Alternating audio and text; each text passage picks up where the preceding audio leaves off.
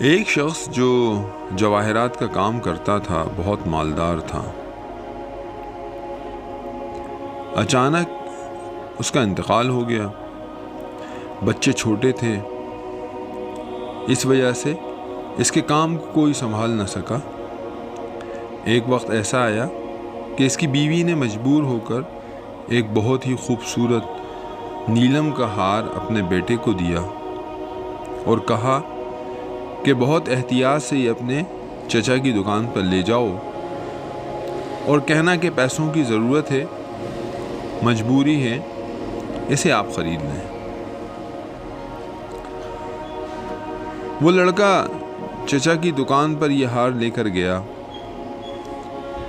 اور کہا کہ ماں نے کہا ہے کہ یہ ہمیں بیچنا ہے، پیسوں کی ضرورت ہے،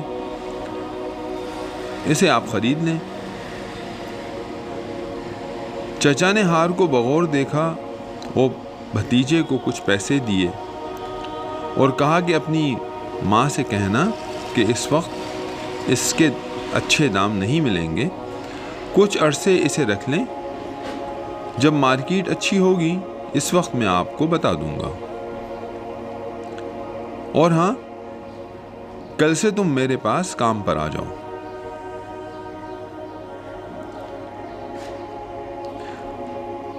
چچا نے ہار کیوں نہیں خریدا اور اپنے بھتیجے کو کام پر کیوں رکھ لیا؟